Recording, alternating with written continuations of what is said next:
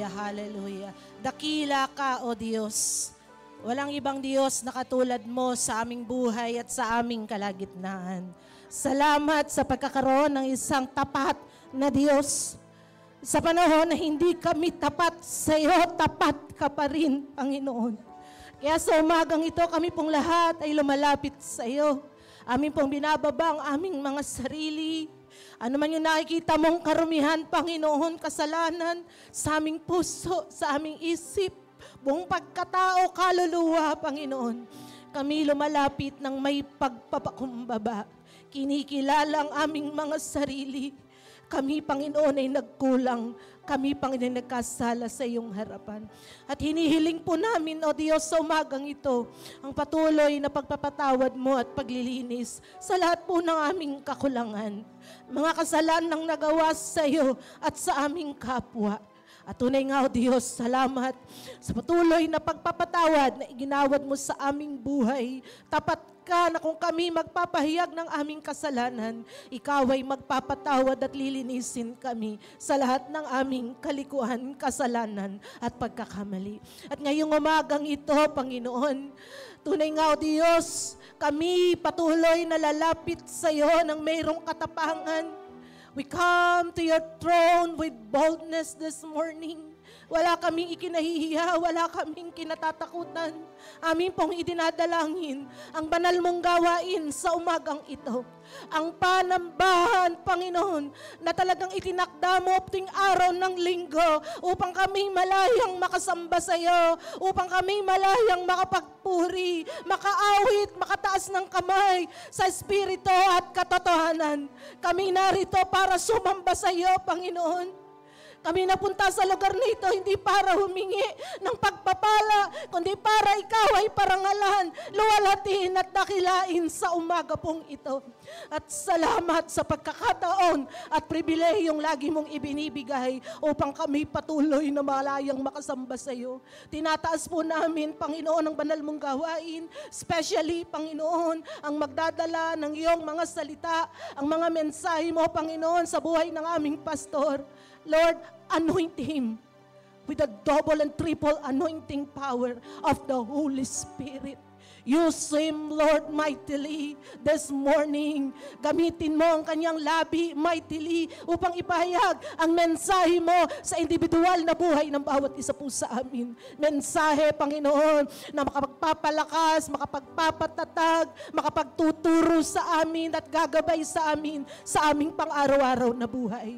At kami, Panginoon, na makikinig ng iyong salita, patuloy, Panginoon, na ngayon pa lamang handa mo ang aming mga puso, ang aming mga buhay. Panginoon, mo hayaang manakaw ng kaaway ang bawat mensahe na ilalagay mo sa aming puso at sa aming buhay. Hayaan mo na mensahe ito'y tumimo sa puso ng bawat isa po sa amin at maging katatagan at kalakasan namin sa panahon ng panghihina. Maging katatagan namin, Panginoon, sa panahon ng panlulupaypay.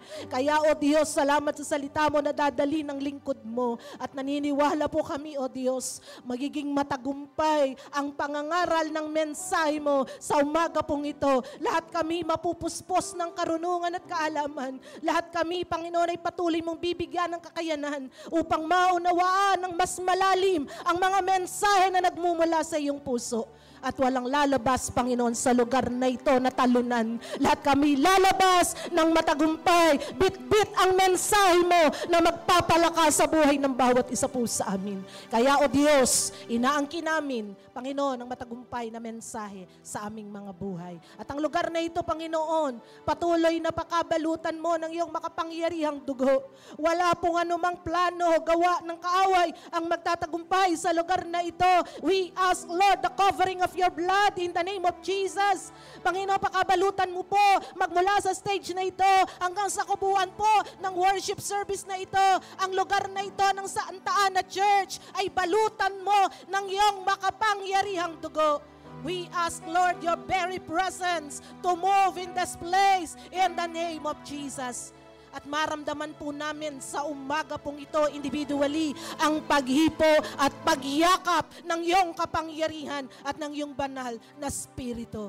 Iparamdam mo po sa amin na kasama ka namin sa umagang ito at di mo po kami iniiwan, hindi mo po kami pinababayaan. Salamat po o Diyos, salamat at inaangkin po namin Panginoon, maging ang manunood Panginoon sa live streaming, sa YouTube, Panginoon dalangin namin patuloy mong i-bless, lumagos ang mensahe mo Panginoon sa kanilang mga cellphone, sa kanilang mga TV at sa anumang gadget na kanilang ginagamit at sila man po habang nanonood ay mapagpala ng iyong mga salita kung paano namin nararanasan ang mensahe mo sa physical, Panginoon, face-to-face na gawain ito. Lord, ang mga nasa online, ang mga nasa YouTube, Panginoon, nasa live stream, ay patuloy mo ring aabutin ng iyong kapangyarihan in the name of Jesus, in the name of Jesus. Marami pong salamat at naniniwala po kami sa umagang ito, may himala kang gagawin, Panginoon, may kagalingan, may himala, Panginoon, may tugon sa panalangin at lahat ng mabubuting bagay sa umagang ito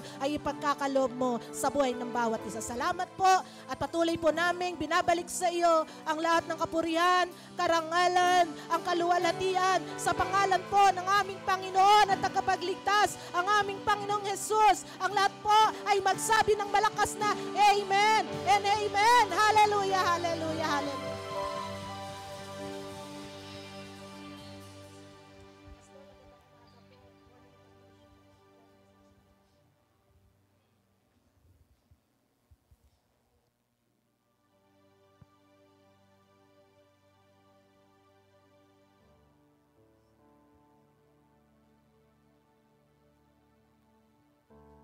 Kumusta na po kayo? Praise God, praise God. Praise, praise, praise, praise. Praise the Lord. Minsan pa ho natin palakpakan ng Panginoon. Praise God.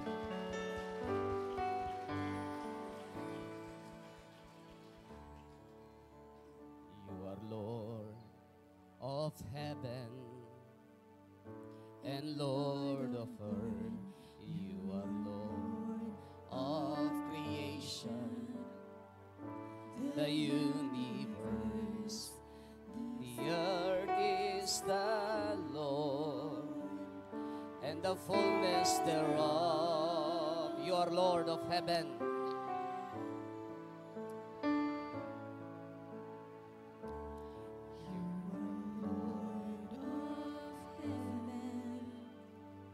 And Lord of earth, you are Lord of creation.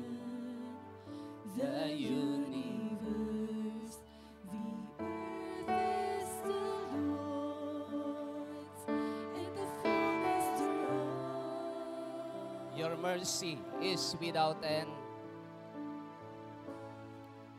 Your mercy is without end. Your power is without measure. Your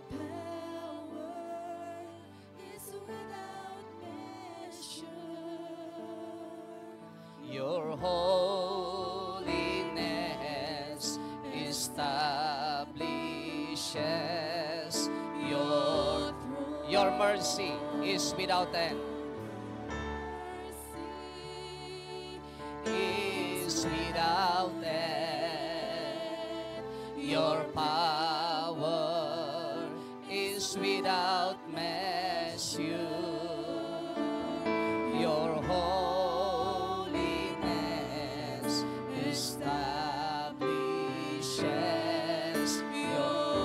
Your mercy is without end. Your mercy is without end. Your power is without measure. Your holiness establishes your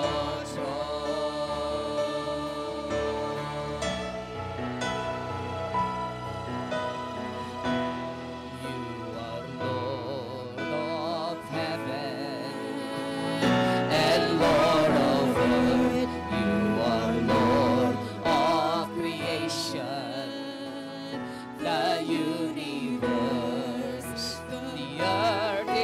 is the Lord, and the fullness thereof. Yes, declare it, church, your mercy. Your mercy is without end. Your power is without measure. Your holiness establishes your mercy.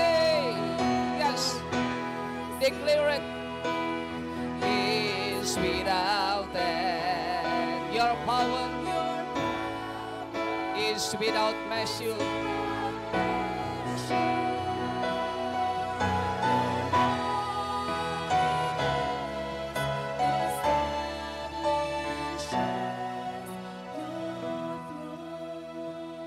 Let us lift our hands to the Lord. Your mercy is without end. Your power is without measure. Your holiness establishes your throne.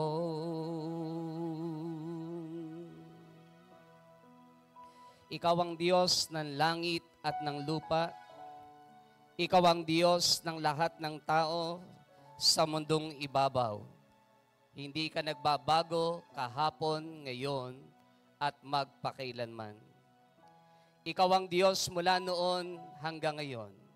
The God of Abraham, the God of Isaac, and the God of Jacob. You are the fairest of 10,000, the balm of Gilead, the rock of all ages. You are the bright and morning star, our soon and coming King. The Alpha and the Omega, the first and the last, the beginning and the end. Kailanman ay hindi nagbabago, Panginoon, ang iyong kaningningan at ang iyong kaluwalhatian. At kailanman ay hindi ka pwede ikumpara at itulad kahit kanino man, sapagat ikaw ay Diyos na kahit kailanman ay walang katulad, walang kawangki. Napakadakila ng iyong kadakilaan sa buhay ng bawat isa po sa amin, maging ng iyong katapatan. Maraming pong salamat, O Diyos. Hayaan mo, Panginoon, sa umagang ito as we stand before you, O God, acknowledging the truth that apart from you, we can do nothing, O God. Forgive us, Lord, from all our sins, O God. Forgive us, O God, from all our wickedness. Cleanse us by your blood that shed on the cross of Calvary in the name of Jesus, in the name of Jesus. And continue, Lord, na ang buhay ng bawat isa sa amin ay patuloy na dalisayin mo sa umagang ito. Damitan mo kami ng damit ng katwiran ng aming Panginoong Jesucristo upang lahat ng bagay na aming gagawin, O Diyos, magbigay ng karangalan at ng kaluwalhatian sa iyong dakilang harapan, O Diyos. Maraming pong salamat. Sa iyo namin pinagkakatiwala ang umagang ito. Patuloy na ikaw ang manguna, patuloy na ikaw ang malayang kumilos sa aming kalagitnaan. Holy Spirit, our great teacher and our great programmer, continue to move in your own special way. Maraming pong salamat. Sa namin patuloy na hinahabilin ang lahat ng bagay. To you, we give you all the glory, honor, power, and majesty. This is our prayer in Jesus' name. Amen, and amen, and amen, and amen, and amen. Praise God, praise God, praise God, praise God.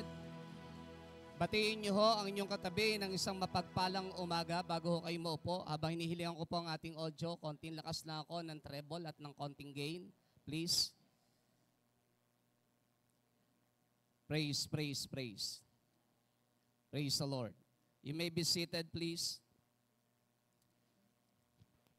Praise God, praise God, praise God. Pwedeng konting lakas pa ako ng konti. Ang atin hong tema sa buwan ng month of April, it is about Christ's sacrifice is the answer, being reconciled with God. Pwede ho bang basahin po natin lahat? 1, 2, 3, go. Sabay-sabay ho tayo, ulitin po natin. 1, 2, 3, go. Being, minsan pa po.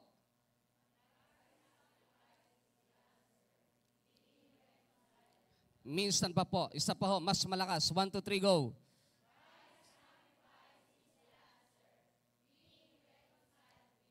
Palakpakan ho natin minsan pa ho ang Panginoon.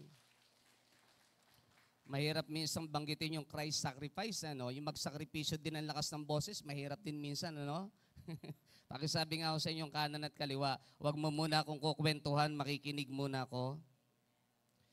Bawal mo muna akong abalahin. Christ's sacrifice is the answer, being reconciled with God. This morning, ang ating topic, it is about the complete, redemptive, and restorative act of salvation. Tetelestai. Pakibasa ho. 1, 2, 3, go. The complete, redemptive, and restorative act of salvation. Tetelestai. Isa pa ho. 1, 2, 3, go.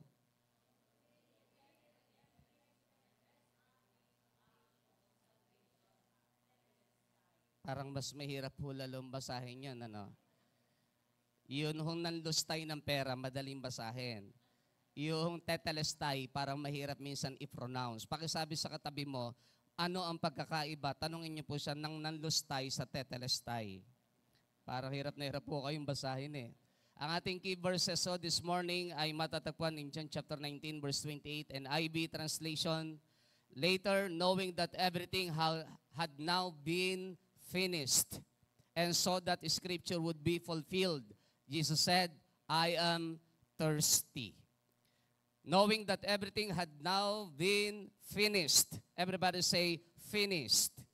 And so that scripture would be fulfilled, Jesus said, I am thirsty. Pangalawa ho na key verse natin, key verses this morning is yung nasa verse 30. When he had received the drink, Jesus said, it is finished. With that, he bowed his head and gave up his spirit. Let God bless the reading of His Word. Sa buwan ho ng Abril, ang ating ginamit na pinaka-verse na ginamit sa ating monthly theme ay yung matatagpuan in Ephesians chapter 2 verse 13 ng ESV translation. But now in Christ Jesus, you who once were far off had been brought near by the blood of Christ. But now in Christ Jesus, you who once were far off had been brought near by the blood of Christ. Tayo po, bawat isa sa atin dito sa Ephesians 2 verse 13, dati po malayo tayo sa Panginoon. Pero ngayon tayo po ay nailapit sa pamamagitan ng dugo ng ating Panginoong Hesukristo. Kaya tayo nagpapasalamat sapagkat bago mahuli ang lahat, tayo pong lahat ay naging born again. Nakakilala po sa ating Panginoon. Amen? Amen? Ang eternal separation from the Father is not so easy. That's the faith we deserve in the first place nung hindi pa tayo nababorn again. We became because of our sinful nature, dahil doon sa ating likas na kasalanan, lahat tayo ay nalayo sa ating Diyos. Natatandaan natin ang palayasin ng Diyos, si Eva at si Adan, doon sa Garden of Eden, symbolizing na ang relasyon ng tao at ng Diyos ay nagkaroon ng problema.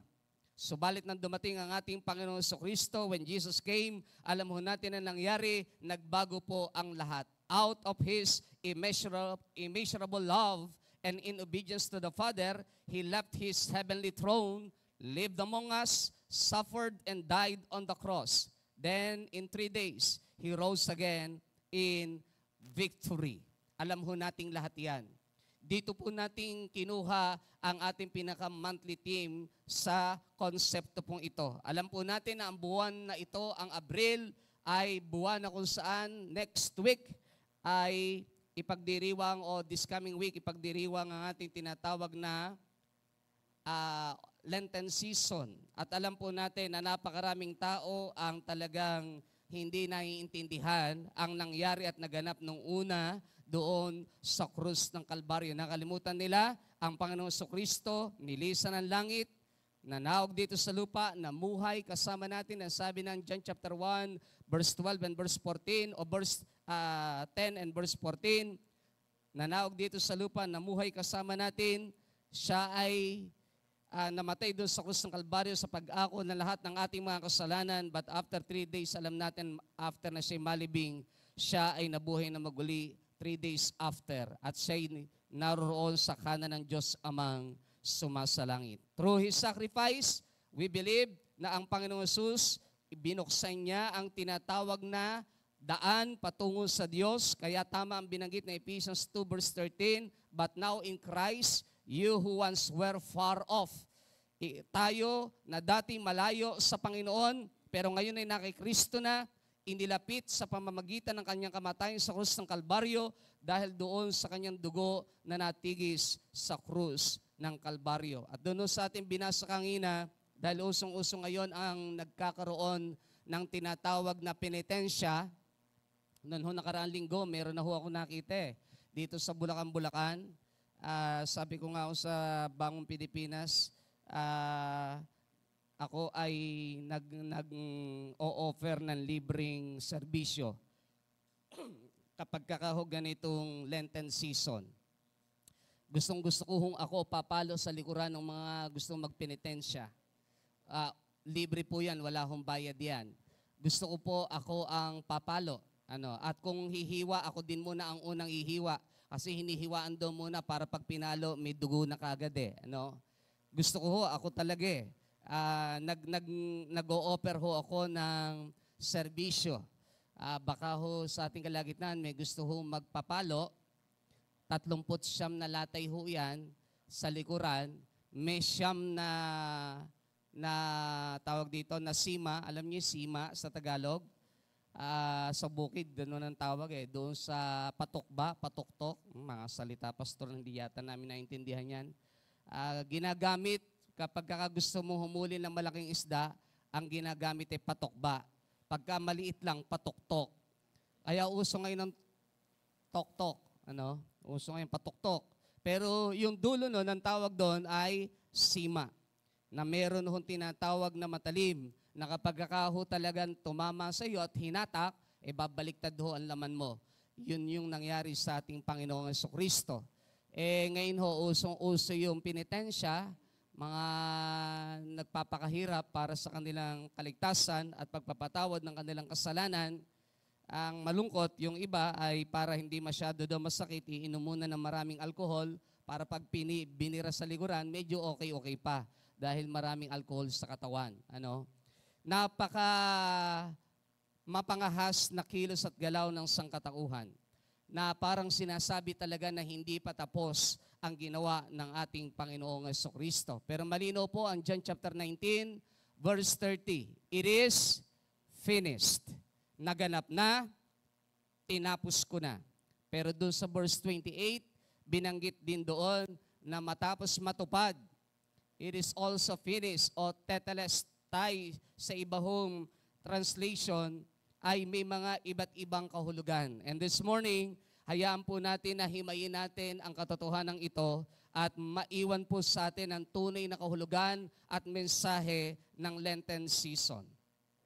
Ano nga ba ang meaning ng tetelestai? In lexicon, sa Strong's Lexicon, doon sa tinatawag na Georgian number 5055, ang binabanggit ang pag sinabing tetelestai, to end, or yung tinatawag na to complete, to execute, to conclude, to discharge, yung death. Bagamat may mga ilan pong Bible scholar na nagsasabi na ang John chapter 19 verse 20 ay hindi po pwedeng kuhanan ng kahulugan na binayaran ni Jesus ang utang. Sapagkat ang sabi po nila, wala daw po iyon sa context. Ang sabi ng ilang mag-aaral o ng ilang mga critics o sabihin na nating Bible scholar.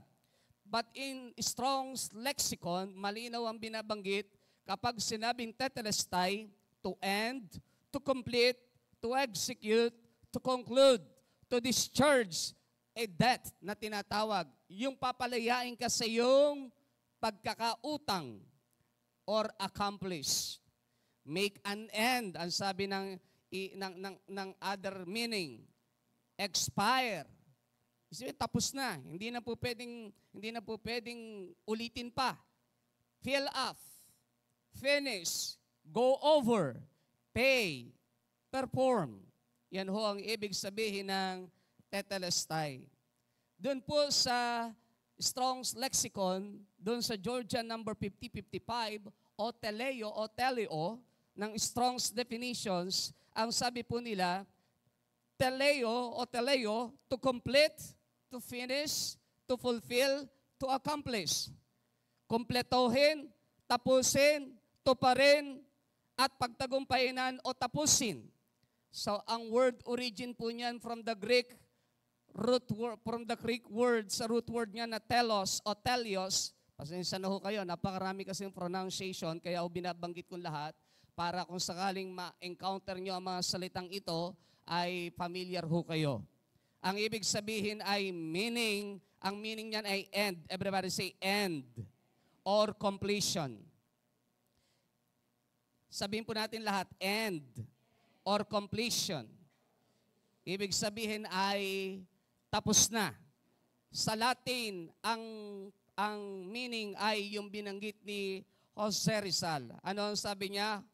Consummatum est. Natatandaan niyo po yan in Latin word. Ano po, sabihan niyo nga ho ako.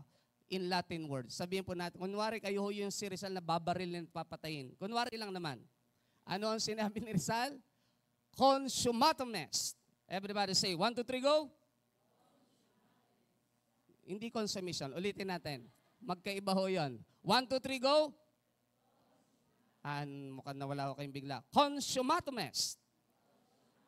Minsan pa ho. 1, 2, 3, go. Kasi nung binigkas siya nung artistang gumanap, ang sabi niya ay consummatum est. Sabi niya gano'n. Sabi lang niya gano'n.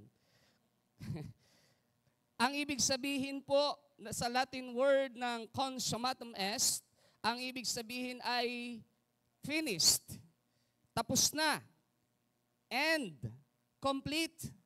Hindi na kailangang dagdagan, lalong hindi na kailangang ulitin pa. Sabi mo sa katabi mo, hindi na pwedeng ulitin pa. Pero kung ginaganahan kang ulitin pa, si Pastor Michael ang papalo sa iyo. Gustong-gusto ko ho iyan. Matagal na ho akong alang-alang exercise sa pamamalo eh. Matagal-tagal na hong panahon. Baka ho ma-exercise tayo kapag kakaho merong gusto. Masarap po ako mamalo. May kasamang pag-ibig. May kasamang pagmamahal. Yung pagkakaho inunat at tumama sa katawan mo, pumupulandit ang dugo. Kung gusto mo lang naman. Ano po? Consummatum est. Ibig sabihin, it is finished. Tapos na. Naganap na.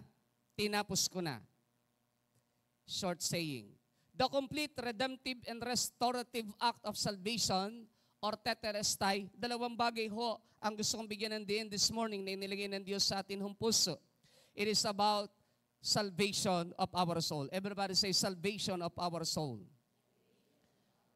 Tetelestai, ibig sabihin salvation of our soul. Pero pakinggan niyo po ako mabuti para ho maintindihan niyo po ang mensaheng ito dahil kapag kakaho meron sa inyo nagre-research o nagre-research at medyo hindi niyo ho ako naintindihan at naunawaan this morning, po pwede po sabihin niyo, para yatang conflict ang turo ni Pastor Michael. Para yatang hindi yata ganun ang sinasabi ng mga mag-aaral. Okay? Dalawa lang ho ang aking topic sa inyo. It is about salvation of our soul and a salvation of our daily burdens. But under the salvation of our souls, may dalawang bagay. The cry of fulfillment and the cry of victory.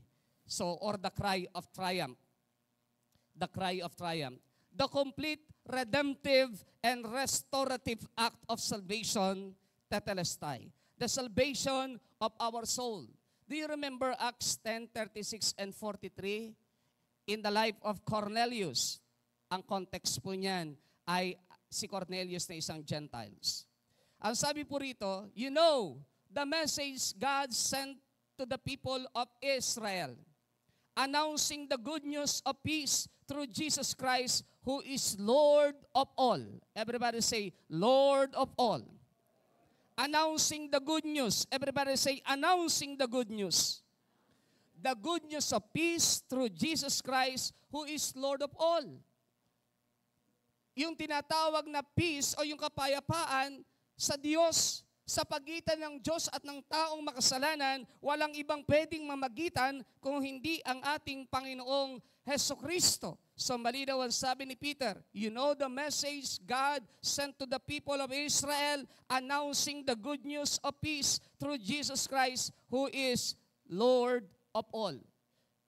Verse 43, all the prophets testify about Him. Yung tinutukoy sa verse 36. Kaya po natin kinuha yung verse 36 para lang maintindihan nyo ang verse 43 kung sino ang tinutukoy.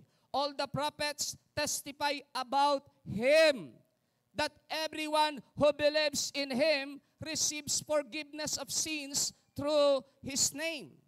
Lahat ng mananalig at mananampalataya sa Kanya, referring to our Lord Jesus Christ, na dumating dito sa mundong ito, na siyang magbibigay ng kapayapaan sa pagitan ng Diyos na banal at ng taong makasalanan, ay kayang magpatawad ng kasalanan ng bawat isa sa ating kapag tayo nanalig at nanampalataya, kayang patawarin ng ating kasalanan sa pamamagitan niya, sa pamamagitan ng kanyang pangalan.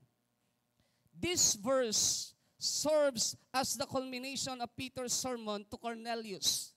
Ang talata pong ito ng Acts 10:43 ay culmination, kabuuan, lundo ng mensahe ni Peter kay Cornelius, emphasizing, literally emphasizing, listen carefully, emphasizing the centrality of faith in Jesus Christ for salvation.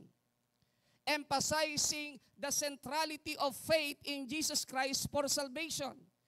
Sinasabi ni Peter na, Cornelius, walang ibang daan ng kaligtasan maliban sa ating Panginoong Hesukristo.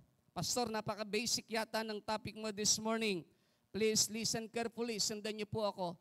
Who is Cornelius during the time?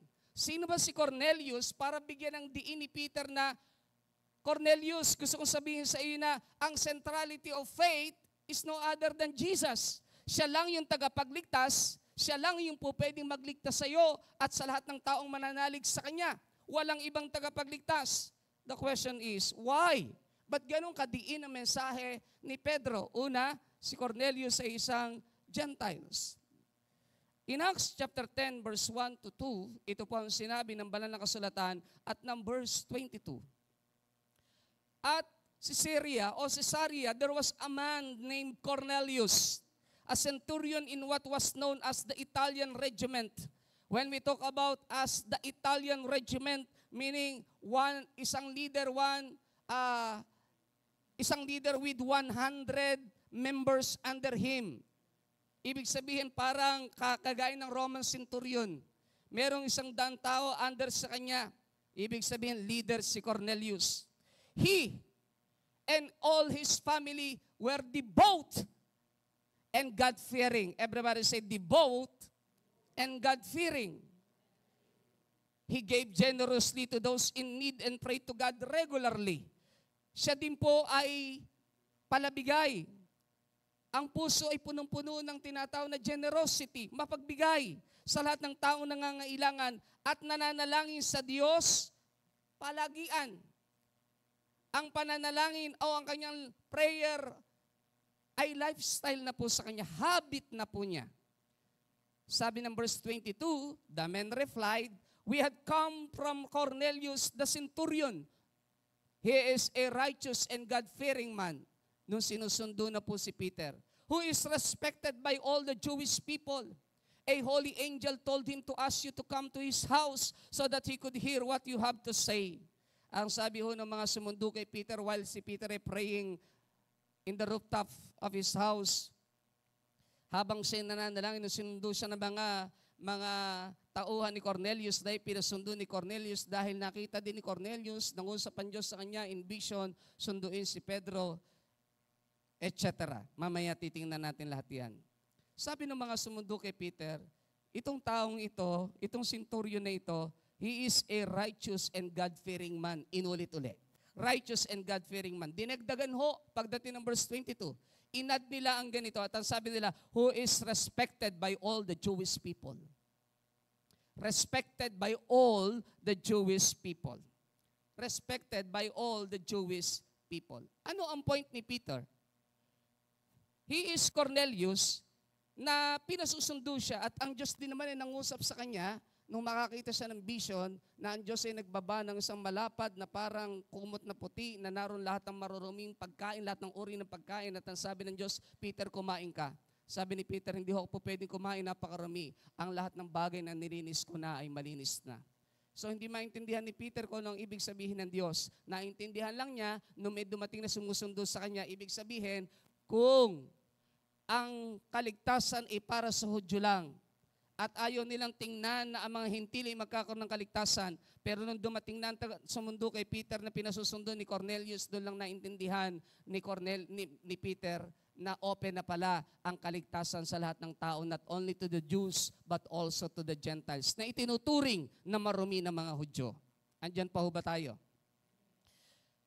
Pero ba't binibigyan ng diin ni Peter na, Cornelius, ang pananampalataya at ang pwede lang magligtas ay ang ating Panginoong Hesukristo lang. Sapagat malinaw sa banal na kasulatan sa binasa ho natin kanina, na hindi sapat ang pagiging righteous para sabihin mo, righteous. Si Cornelius ay righteous man, God-fearing man. Respected by all the Jewish people. Iginagalang siya ng lahat ng Jewish people. Doon sa verse 1 and verse 2 na binasa natin kanina, siya ay kinikilalang Italian regiment. He and his family were devout and God-fearing. Buong pamilya niya deboto, relihiyoso sa Diyos at may takot sa Diyos. Nagbibigay pa, generous at nananalangin. Lahat po ng iyan ay hindi sapat para magkaroon ng kaligtasan si Cornelius.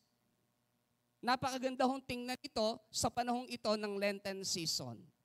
Ang daming ginagawang paraan ng tao para magkaroon ng kaligtasan at para mapatawad ang kanilang kasalanan. Ang iba pa nga ay nagpipinitensya. Malungkot isipin dahil malinaw sa banal na kasulatan, hindi sapat ang pagiging righteous ni Cornelius. Hindi rin sapat ang pagiging God-fearing man. Hindi rin sapat ang pagiging deboto niya at ng kanyang pamilya. Lalong hindi rin sapat ang paggalang ng mga tao, respetado siya ng tao sa kanyang paligid, sa kanyang community. Hindi rin pala sapat ang ginawa ni Cornelius na siya'y nananalangin sa Diyos at nagbibigay lagi sa mga nangangailangan.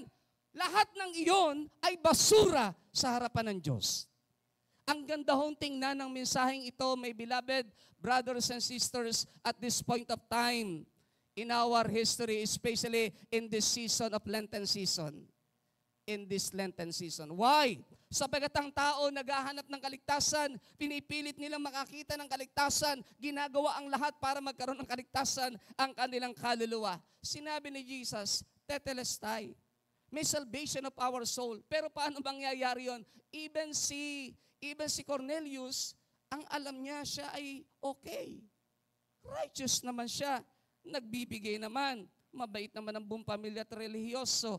Pero lahat po ng iyan ay basura lamang sa harapan ng Diyos. Dito ho pumapasok ang Ephesians 2 verse 8 to 9, but sinabi ni Pablo, for it is by grace you have been saved through faith. And this is not from yourselves. Everybody say, this is not from yourselves. So anumang bagay na ginagawa ng sarili mo, anumang bagay na tinatawag na papuri para sa sarili mo, ang kinggaling para sa sarili mo, this is not from yourselves. Kung ikaw man ay naligtas, magkakaroon ka man ng kaligtasan kung tatanggapin mo sa Jesucristo ngayong umagang ito, ikaw ay maliligtas hindi dahil sa sarili mo. This is not from yourselves, for it is by grace you have been saved. Naligtas ka dahil sa biyaya ng Diyos sa pamamagitan ng pananampalataya. And this is not from yourselves. It is the gift of God. It is the gift of God, not by works. So yung pagiging righteous ni Cornelius, hindi pala sapat yun. Not by works. Hindi sa mga gawa na pwede mong gawin o kabutihang gawa, mabuting bagay. Not by works so that no one can boast. Alam niyo po, nung pinapag-aralan ko po ang mensaheng ito, mahirap intindihin na Ephesians 2 verse 8 to 9, kapag ina-apply lang natin sa pangkasalukuyan, ang isa ho palang napakagandang mensahe ng Diyos, habang pinapag-aralan ko po ang message sa ito, nung dalhin niya ako in the life of Cornelius, tama si Pablo, this is not from yourselves. Dahil si Cornelius, pag sa mata ng tao, pasado na siya. Baka sabihin nyo nga, langit na yan. Pwede pa lang sa tingin ng tao, langit ang punta mo, pero sa dulo, impyerno pa rin pala. Pwede pala. For it is by grace you have been saved through faith, and this is not from yourselves. It is the gift of God, not by works, so that no one can boast. Kaya tama si Peter. Ang faith dapat sentro kay Jesucristo.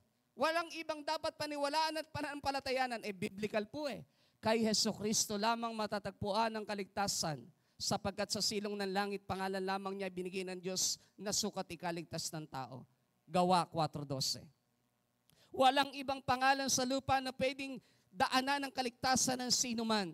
Si Jesus mismo may sabi, ulitin natin mga talatang kabisado natin para lalong maging mas malinaw ang mensaheng ito. Anong sabi ng John chapter 14 verse 6? Jesus said, I am the way, the truth, and the life. No one can come to the Father except by me. Walang pwedeng makarating sa Ama nang hindi daraan sa akin. So tama ang sinabi ng 1 Timothy chapter 2 verse 5, He is the only mediator between God and man. The man Christ Jesus. There is only one mediator. In the Bible, there is no mediatress. Walang babaeng tagapamagitan. Sa Biblia, si Jesucristo lamang ang tagapamagitan. Walang ibang po pwedeng mamagitan sa Diyos na banal at sa taong makasalanan, kundi ang Jesus na nagkatawang tao, ang Diyos na nagkatawang tao dito sa lupa, ang ating Panginoong Jesucristo, ng kanyang dugo ay walang nananalaytay na bahid kasalanan. Sapagkat lagi nating naririnig sa ating spiritual director, sapagkat si Jesus ay pinanganak na isang Birheng Maria. Ang ibig sabihin, walang original sin, sapagkat hindi nagtalik o nagkaroon ng sexual intercourse si Joseph at si Mary. Bagkus ang sabi ng banal na kasulatan kay Mary, ang Jesus, ang ipapanganak mo ay hindi manggagaling kung kanino pa man in paraphrasing, but ito'y i-conceive by the power of the Holy Spirit in your womb. Hindi ito dadaan sa anumang uri ng sexual intercourse ng sino mang partner o mag-asawa. Kaya walang tinatawag na original sin. Sapagat ang original sin ay nangyayari lamang kapag kakapo ang babae at lalaki ay nagkaroon ng tinatawag na sexual intercourse. So therefore, ang ipoproduce nilang anak na nanggaling kay Eva at kay Adan, automatic ay meron tinatawag na likas na kasalanan galing sa ating unang mga magulang. Nagpapasalamat po tayo sapagkat nang dumating ang ating Panginoong Jesucristo, ang sabi ni Juan Bautista, siya ang tinutukoy ko, ang sinasabi ko, ang kordero ng Diyos na mag-aalis ng kasalanan ng buong sangkatauhan. Kaya nga ho namulat tayo sa isang relihiyong may awit na ano ang awit nila? Kordero ng Diyos. Kunwari pa kayo, hindi nyo kabisado, ulitin nyo ha. Kasalanan. Totoo naman po yan. Kordero ng Diyos na nag-aalis ng kasalanan ng sanlibutan. At siya lang po ang pwedeng gumawa nun. Kasi lahat ng tao natagpuan ng Diyos, hindi nakaabot sa kanyang pamantayan. Ang sabi na Roma 3:23, ang lahat ay nagkasala at walang nakaabot sa pamantayan ng Diyos. Ang sabi na Roma 6:23, ang kabayaran ng kasalanan ay kamatayan. Doon sa dagat-dagat ang apoy ng impyerno, subalit ang kaloob ng Diyos sa pamamagitan ng Panginoong Hesus ay buhay na walang hanggan. Walang nakaabot. Lahat ay nagkasala. Kaya tama si Peter kay Cornelius. Parang sinasabi ni Peter na, Cornelius, lahat ng ginawa mo mabuti. Walang problema doon. Pero hindi yun ang daan ng kaligtasan. Si Cornelius, meron ng mensahe sa kanya ang Diyos. Kaya nga niya pinasundo si Pedro Bakit? Kasi maraming realization si Cornelius Kinausap siya ng Diyos. Dahil akala niya, okay na siya. Pero hindi pa pala. Kaya alam niyo po, nung magkaroon ng gawain kay Cornelius, dahil marami din siyang tauhan, si Cornelius ang ginamit ng Diyos sa kanyang kapanahunan para lumaganap ang mabuting balita ng kaligtasan sa mga hentil sa panahon niya. Why? Sapagat siya mismo ang patotoo na hindi pala sapat ang buhay na ito. Kailangan ko pala si Kristo. Kaya yung iba na iniisip nila, hindi, okay na ako. Mayaman na ako gumagawa naman ako ng kabutihan. Relihiyoso naman ako. Lahat na yun, kay Cornelius yun. Righteous nga eh. Mapagbigay? Yes, mapagbigay. Generous, binanggit ho sa Acts 10, verse 1 and verse 2. Generous. At kinikilala, may palakpak pa ng tao. Okay pa nga ho yung pumapalakpak kay Cornelius nun eh. Sa panahon ni Cornelius, totoo yung palakpak nila dahil ginagalang nila si Cornelius. Ngayon, iba eh. Ngayon, minumura na ang Diyos, pinapalakpakan pa. Iba ho ngayon. Kristiyano na okay lang yun. Kaya minsan, malungkot sa puso ng Diyos.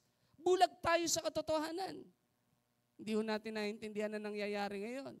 Habang tayo divided sa bansang Pilipinas, hindi ho natin alam na anytime pwede sumiklab ang Third World War. Hindi ho natin alam. Sabi ko nga ho ay, nag-delete lang ho ako ng post ko kasi baka lang ho may makakita at makita ho nilang tayo na sa BNP dahil direct to the point yung isang post ko eh, na hindi totoo yan. Totoo naman ho eh. Hindi totoo yan na military drill yan. Ang totoo niyan ay yan ay positioning nila strategic to position strategically. It is because kailangan nilang i-control ang Taiwan at this point of time dahil ang Taiwan, sila ang may hawak ng lahat ng chips sa buong mundo. Sila lahat ang gumagawa, especially in America. So pag nakontrol nila ang Taiwan, pwede na nilang kontrolin ang lahat. Why? Sapagkat nasa Taiwan ang paggawa ng chips. Kaya ang Taiwan, kahit maliit na bansa, takot pa rin ang China. Dahil alam nila, high-tech ang Taiwan. Ang bundok ng Taiwan, ako na ho magsasabi sa inyo, napakaraming tunnel. Hindi mo siya pwedeng babaan kaagad ng anumang army mo kapag hindi mo kabisado. Matalino ho. At kung ang pag-uusapan ay galing ng militar, iba ho ang galing ng Taiwan. Kaya ho ang China, nag-iisip kung itutuloy ba nila plano nila o hindi. Nakita nyo, kay late-late na bansa, kahit sa mapa, ano sabi nila? Naniniwala kaming kaya namin depensahan ng aming bansa. Oh, grabe yun. Sa Pilipinas, lalaban ba tayo ng gera? Hindi tayo mananalo. Sa missiles lang tayo. Si Taiwan, kay late-late. Pag tinignan nyo sa mapa, ganito lang si Taiwan. Si Pilipinas, ito, laki. Si Taiwan, ang liit. Pero sabi nila, kaya namin depensahan ng aming bansa. Ang sarap maging Taiwanese minsan eh. No? Sa Pilipinas, grabe. Ngayon, dahil minana ang lahat ng init ng ulo ng dating henerasyon o ng dating administrasyon, ngayon may init din ng ulo ng lahat na nasa kalye. Patayan ng patayan eh. Yung spirit nagpo-flow. Sorry ho, kahit ako ay naka-record. Okay lang, ipakita sa YouTube to eh. Pero malungkot, kung ikaw na Kristiyano, okay lang sa iyo yun. Ba't ba ako napunta doon bigla? Gusto kong bumalik. Baka ho marami hong laman ng puso ko about the nation eh. No? Kaya ho, kung may gusto hong matin mamaya sa meeting ho ng workers, you can attend. Kasi ho, ay may preparation tayo sa anniversary. Pero magdidiscuss ho ako doon about the nation. So dito ho malinaw na hindi pala basta pinapalakpakan ka lang. Nakakala mo, okay ka na.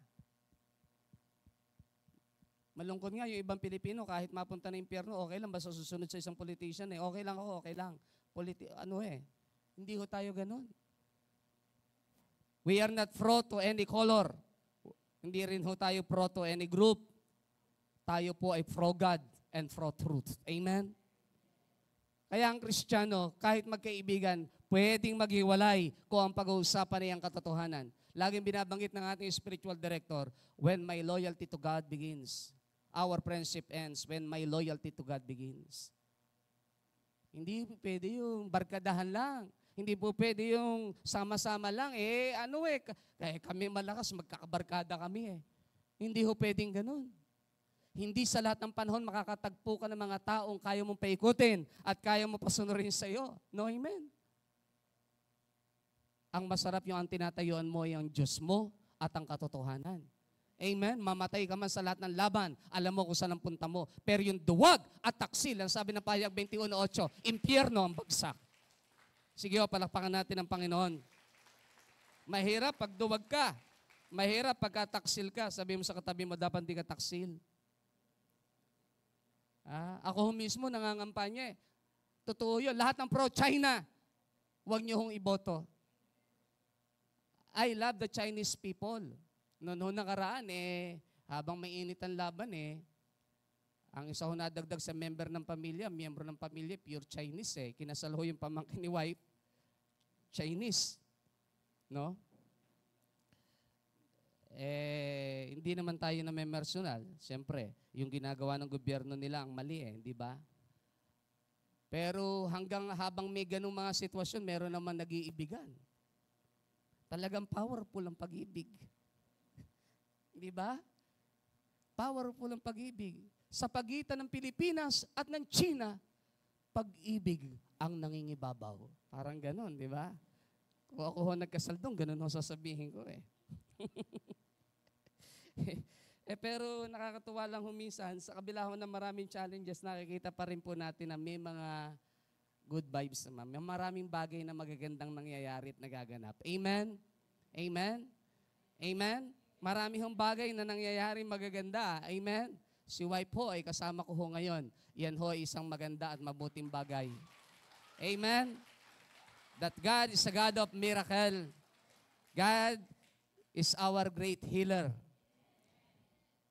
Na kahit maraming pinagdadaanan, may mga challenges, pero laging may God's divine intervention sa mga panahong hindi natin kaya ang laban. Kaya masarap ho maging totoo at matapat sa Diyos Wala kang talo.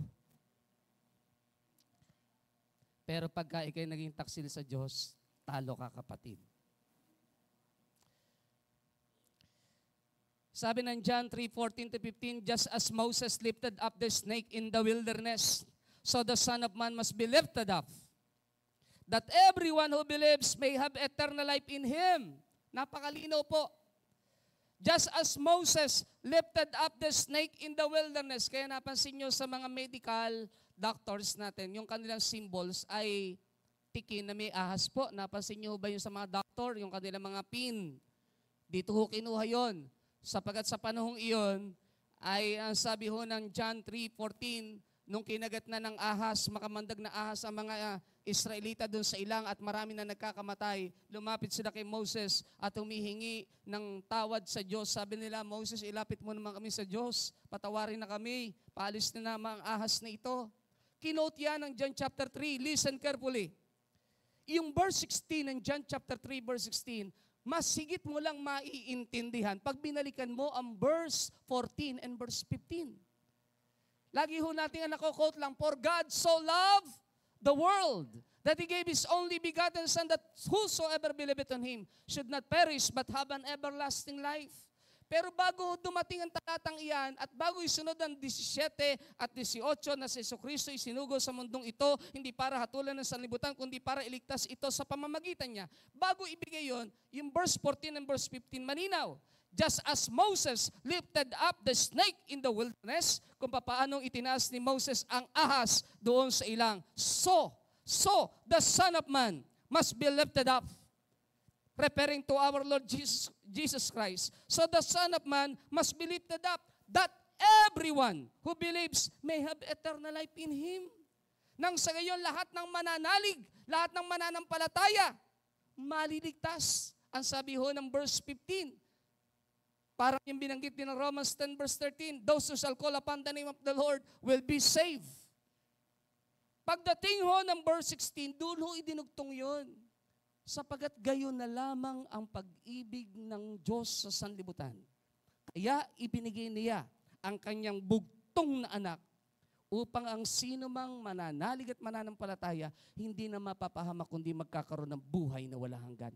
Malinaw ang sinasabi ng banal na kasulatan.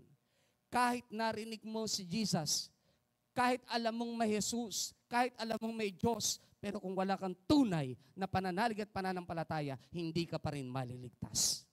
Malinaw po yan na turo ng banal na kasulatan. Ang kaligtasan lamang ng isang tao ng kanyang kaluluwa ay matatagpuan lamang sa ating Panginoong Jesucristo. In 1 John chapter 5 verse 10 to 12, basahin po natin bagamat kabisado ho natin. Whoever believes in the Son of God accepts this testimony. Whoever does not believe God has made him out to be a liar, because they have not believed the testimony God has given about His Son. And this is the testimony. God has given us eternal life. Binigyan tayo ng Diyos ng buhay na walang hanggan. And this life is in His Son. Itong buhay na ito ay nasa kanyang anak. Whoever has the Son has life. Whoever does not have the Son of God does not have life. So yung taong hindi kinaroroonan ng anak ng Diyos, walang buhay na walang hanggan. Dahil ang meron lang buhay na walang hanggan, yung kinaroroonan ng anak ng Diyos, dahil ang buhay na walang hanggan ay nasa anak ng Diyos. At para makuha mo ang buhay na walang hanggan sa anak ng Diyos, sa ating Panginoong Jesucristo, kailangan mo manalig at manampalataya sa Kanya. Hindi penitensya ang sagot. Lalong hindi ang pagpapalo sa sarili ang sagot. Lalong hindi ang indulhensya ang sagot. Na kapag ikay nagbigay ng mas malaki sa simbahan, nagbigay ka ng mas malaki sa kapitbahay mo, o sa pagpapatayo ng church, o ng tulay, o whatsoever, doon ka maliligtas, kapatid, hindi ho eh. Ang mabuting gawa ay mabuti, pero ang kaligtasan ay na kay Jesucristo. Andyan pa ho ba tayo? Walang mabuting gawang pwedeng magligtas sa isang tao. Dahil ang kaligtasan ay nasa Panginoong Jesucristo. Malinaw po yan. So, mahalaga maintindihan po natin salvation of our soul. Tetelestai, it is finished. Ang ibig sabihin po, ginanap ng Panginoong Jesus ang dapat ikaw ang tumarabaho. Supposed to be dapat bayaran mo kasalanan mo, pero hindi eh. Ang Diyos ang nagbayad ng Panginoong Jesus. Lahat ginawa niya. So may dalawang bagay ako nais bigyan ng diin sa salitang tetelestai. Number 1, everybody say, the cry of fulfillment. Pag sinabing it is finished, naganap na, sabi ng John 19:28, ang ating isang key verse kanina, later, knowing that everything had now been finished. Everybody say, knowing. Hello? Everybody say, knowing. Parang bigla ho kayo nawala sa live ho sa TV, bawalan dead air eh. Kahit isang segundo. Kaya ho, pag may dead air kami, may message na kami sa GC. Pag may humintong nagsalita, kaya mahirap po eh. Ang bagay ho talaga doon, yung mga marites eh. Kasi bawal humintong magsalita sa bangon ng Pilipinas eh. Pag huminto ka, halimbawa natapos yung partner ko, huminto siya at hindi ako nakapagsalita, may message ka kagad.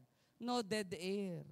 Ibig sabihin, hindi po pwedeng nakahang yung nanonood, hindi, bigla ka nawawala. Kaya ho pag kayo tinanong, dapat ganun din ho kayo. No dead air. Amen?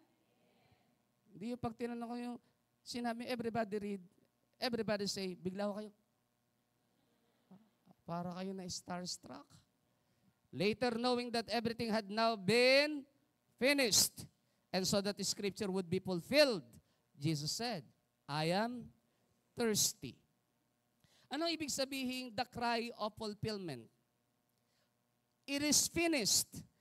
Pag sinabing it is finished, the cry of fulfillment, dahil binanggit ng verse 28, knowing that everything had now been finished, and so that the scripture would be fulfilled, Jesus said, I am thirsty.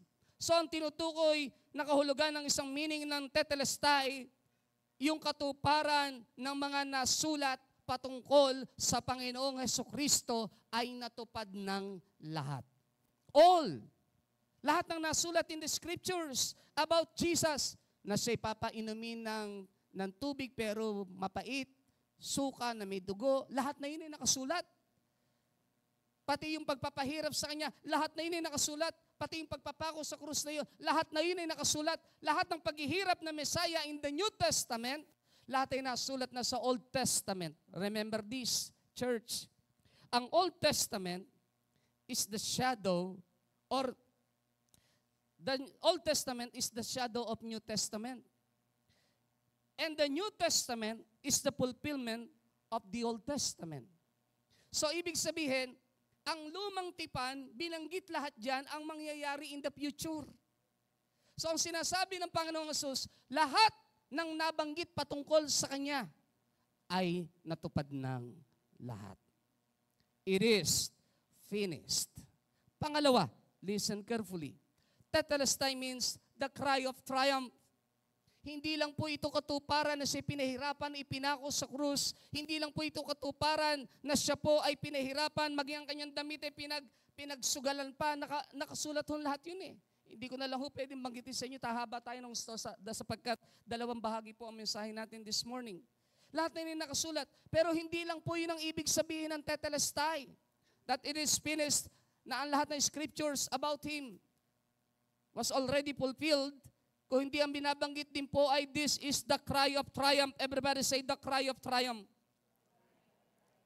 In verse 30, ano po ang sabi po riyan? When He had received the drink, Jesus said, it is finished. With that, He bowed His head and gave up His spirit. With that, He bowed His head and gave up His spirit. Ano ang ibig sabihin ng when He had received the drink? Jesus said, it is finished. This is the cry of triumph. Sabi ho ni Craig Keener, bagamat siya po ay isang Baptist theologian, ay napakaganda po ng kanyang isinulat na article. Ang sabi niya, yung salitang it is finished in John 19:30, pwede daw pong tingnan as a cry of triumph. Ito po ang word na binanggit niya. He suggests that the earlier in the gospel, Jesus had come to finish the work of the Father. John 4:34, which is accomplished through the ministry, through His ministry in John 17:4, with His death on the cross, crowning it as a complete act. At first glance, it seems that Jesus would be saying that His life and ministry are now over. Parang sa unang tingin daw po, tinitingnan natin ang kanyang mga paglilingkod, ang ministeryo ni Jesus ay tapos na. Naganap na ang lahat. Ibig sabihin, lahat ng kanyang dapat gawing serbisyo ay dapat tapos na. Pero hindi po doon natatapos. Sabi ni Craig Keener, the death of Christ in John's Gospel is not a scene of suffering or ignominy or universal desolation, but it is the beginning of a great triumph that will last all of eternity. Bakit sinasabing ito po ay cry of triumph? Ang akala ho kasi ng demonyo kapag namatay ang ating Panginoong Jesucristo, tagumpay po siya. But listen, in the New Testament, kaya mahalaga ang teaching ng resurrection. Remember, kaya si Stephen ay pinatay, binato hanggang mamatay, sapagkat sumisigaw siya, I saw Jesus standing at the right hand of the Father. Bakit? Bakit galit na galit ang Sanhedrin at ang mga tao sa kanya? Bakit itinuro ni Pablo in Romans 10 verse 9 that if you confess with your mouth that Jesus is Lord and you believe in your hearts that God raised Him from the dead, you will be saved. But kasama sa parte ng kaligtasan na hindi ka lang basta maniniwala kay Jesus, bagkos ay mananalig kang siya'y binuhay ng Diyos mula sa mga patay. Why? Kaya ho sinasabing this is only a beginning of triumph dahil ang pagkamatay ng ating Panginoon Jesucristo sa krus ng Kalbaryo ay hindi katapusan ng laban. After ho siya ay ilibing, siya ho ay nabuhay na maguli. And listen carefully. Ang pagkabuhay na muli ng ating Panginoon Jesucristo ay malaking hampas sa bawat doktrina at relihiyon sa panahon ng Roman Empire. Sapagkat maraming mga pundador ng relihiyong namatay pero hindi muling nabuhay. Pero ang Jesus na ito na pinatotohanan ng lahat ng mga bantay libingan in Matthew chapter 27, beginning verse 54 up to verse 57, na nakita ng kanilang mata nang mahati ang tinatawag na makapal na tela o kortina sa templo ng si Jesus ay sumigaw na it is finished, tetelestai, at ibinaw niya ang kanyang ulo at ang kanyang spirit ay i-give up niya, binalik niya sa Father. Biglang nahati from top to bottom. Ang napakakapal na kortina naghahati doon o naroon nagtatabing sa pinakadakong kabanal-banalan nagbukas. Sabi ng mga bantay bilangguan, nung si Jesus ay inilibing, doon sa Matthew 27, nung biglang yumanig at nagkaroon ng paglindol, nakita mismo ng kanilang mata, si Jesus ay nabuhay na maguli. At nung mabuhay na maguli si Jesus, nakita din nila ang daming mga nabuhay na maguli, nagbukasan ng mga nicho.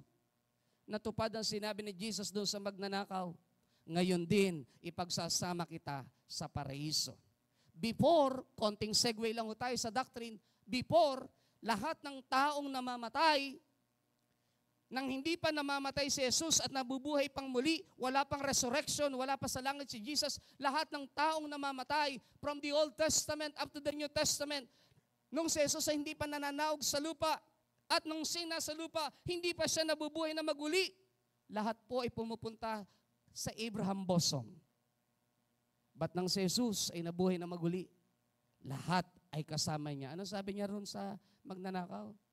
Today, you will be with me. Today, you will be with me. Isa ho ito sa topic ng 7 last word. Today, you will be with me in paradise. So lahat ng mamamatay, kasama mismo ng ating Panginoong Jesucristo. Palakpakan niya ho natin ang Panginoon. So maganda ho, makita ho natin ang katotohanan pong ito, na kaya beginning lang ito ng triumph, hindi lang ito fulfillment ng Scripture, bagkos ay iti simula pa lang ng tagumpay. Kaya ho si Esteban, binato hanggang mamatay. Sapagkat ang declaration ni Esteban, na matapang habang binabato, masakit ang katawan at ang ulo, duguan, habang binabato, sumisigaw pa rin ang, I saw Jesus standing at the right hand of the Father. Ano ang ibig sabihin ni Esteban? Buhay ang Diyos ko. Buhay ang Kristo. Buhay ang Jesus na ipinako niya sa krus ng Kalbaryo. Hindi siya patay at hindi nananatiling patay. Siya'y buhay na buhay. Amen? Kaya ho, matatandaan po natin, yung pagkabuhay muli ng ating Panginoong Jesucristo is a very powerful as hindi lang sign, bagkus ay fulfillment ng lahat ng bagay. Sapagkat si Satanas na akala niya nanalo siya nang mamatay si Kristo sa krus ng Kalbaryo, hindi niya alam yung pala'y simula lang ng kanyang katalunan. Buhay na buhay ang Kristo, ang Jesus ng Kristyanismo. Kaya tama si Peter. Cornelius, ang pananampalataya para magkaroon ka ng kaligtasan, dapat nakasentro lang kay Jesucristo.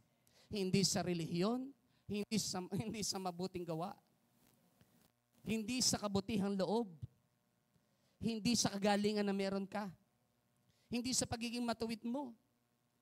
Cornelius, hindi. Si Jesus lang ang sagot ng kaligtasan. Walang iba.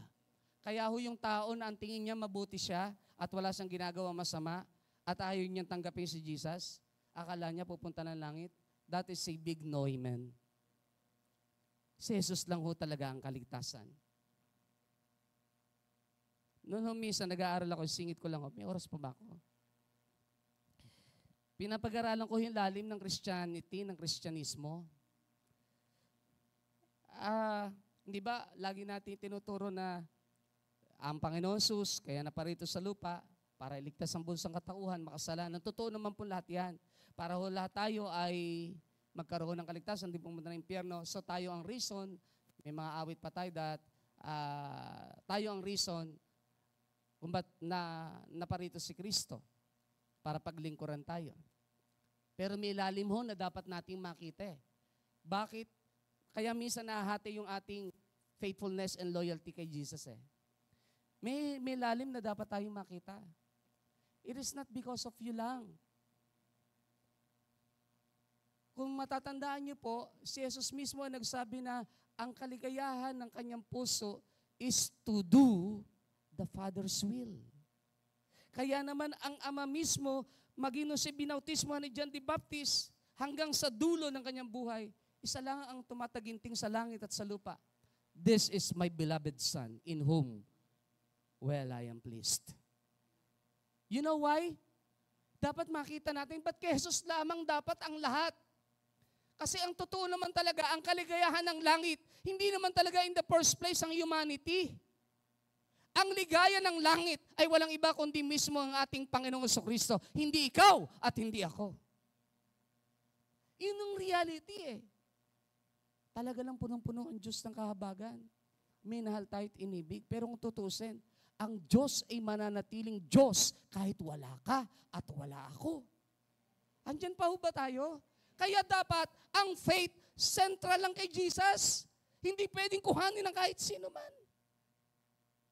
Kaya pag nagkamali ang tao sa mundong ito, maging ang bawat relihiyon, kapatid, delikado ang doktrina tinatayuan mo. Kaya pag ang isang relihiyon, di kinikilala si Jesus, mas lalong delikado. Imaginein mo, hindi mo kikilalanin si Jesus.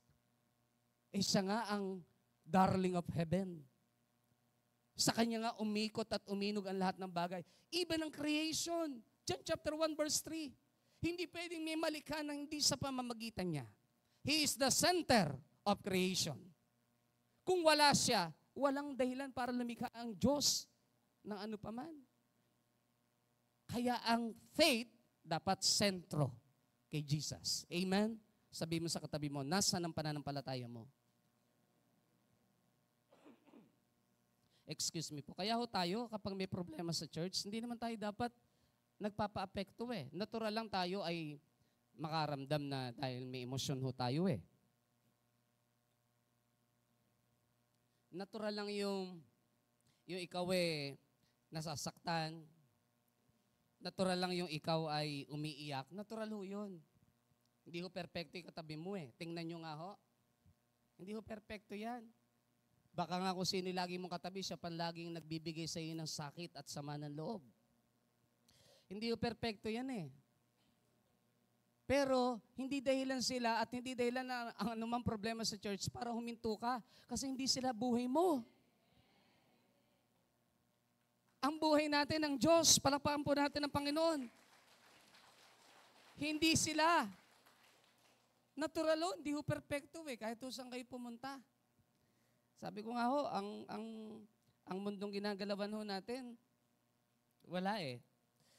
Pati moral, bagsak eh. Kahit saan ka pumunta. Pati moral ng Pilipino, bagsak.